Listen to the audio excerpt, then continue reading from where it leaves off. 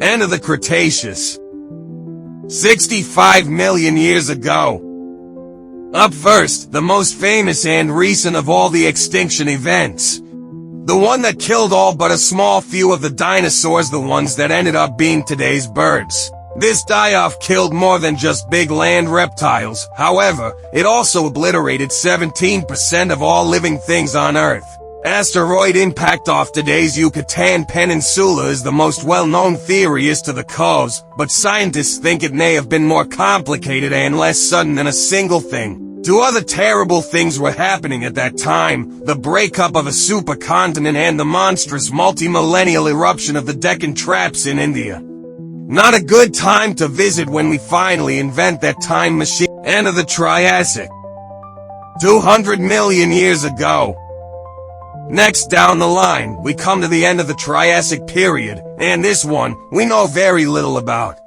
According to the fossil record, 1/5 of all families of marine life were killed. There is speculation that this die-off happened more slowly, over many thousands of years, and might be partially attributed to the introduction of very few new species.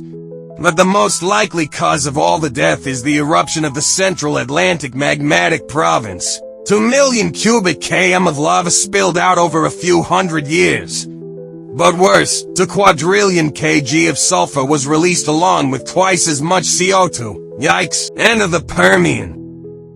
250 million years ago. This is the big one, the one that is easily the closest life has ever come to being eradicated from Earth. Hold on to your hats. 83% of all genera on land and sea went extinct during this period. That is 96% of all marine life and 70% of all land vertebrates. Of all the extinction events, it's the only one that affected insects, and it almost wiped out land plants entirely. Something like this can't be traced back to just one thing, or even two. It was likely a combination of many bad things happening all around the same time. The supercontinent of Pangaea was just forming, for one, but the immense Siberian traps also erupted at this time. There's some speculation that there was also a meteor impact, but this has yet to be confirmed. The late Devonian. 370 million years ago. This is a difficult event to pin down. Some scientists think it is more like 2 or more events over the period of 25 million years. However, many awful things were happening. We do know that 70% of all marine species died off. Theories about anoxia, oxygen depletion, are high on the list, as less oxygen in the water would explain the death rate of marine life. At this same time, trees were really coming into their own and could have contributed to the anoxia. Most of the evidence, however, points to global cooling, although the cause of it is still unknown. End of the Ordovician. 445 million years ago. The oldest, and the third largest, this event lost 57% of all genera. Because it's so long ago, it's very difficult to resolve what happened here.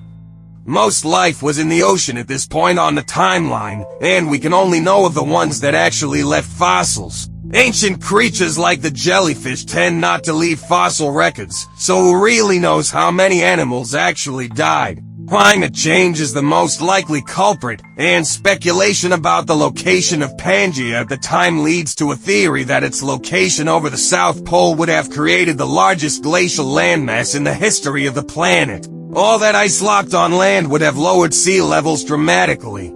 This would have made living very difficult for all the shallow marine life, which was pretty much all of it at this time.